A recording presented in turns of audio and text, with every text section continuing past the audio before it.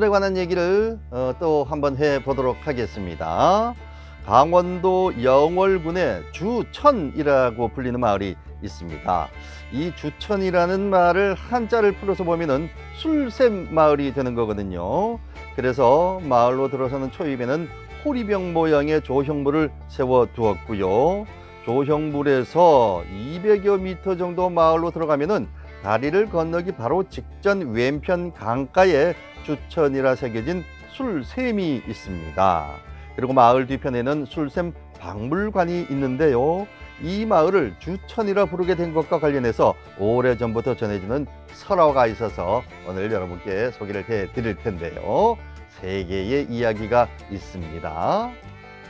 옛날 술샘에서는 물이 아니라 술이 나왔다고 합니다. 그런데 이 술샘은요, 사람 신분에 따라서 나오는 술의 종류가 달랐다는 겁니다. 어떻게 다른가 하면은요, 신분이 낮은 사람이 가면은 탁주가 나오고요, 신분이 높은 사람이 가면 약주가 나왔다는 겁니다.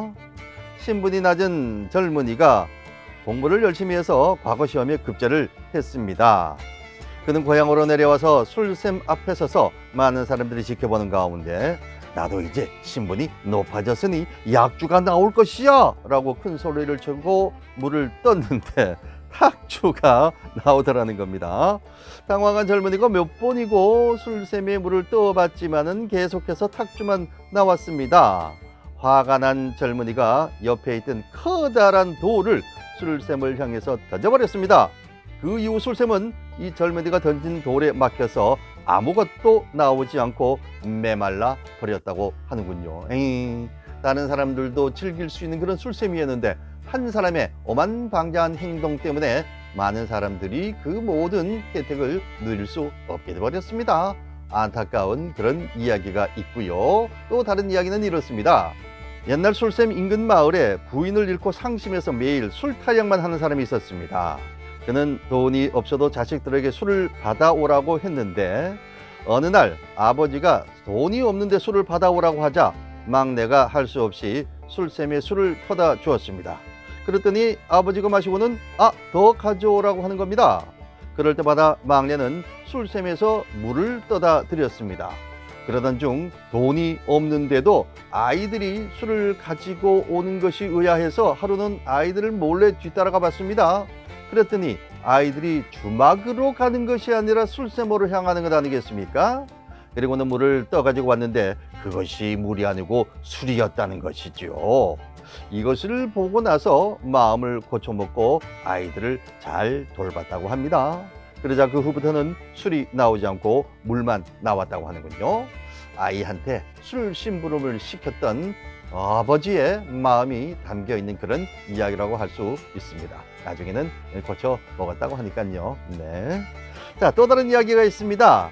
주천 서쪽 강가에 샘이 나오는 바위돌이 있었는데 신기하게도 그 물을 떠서 마시면 술 맛이 나는 것이었습니다.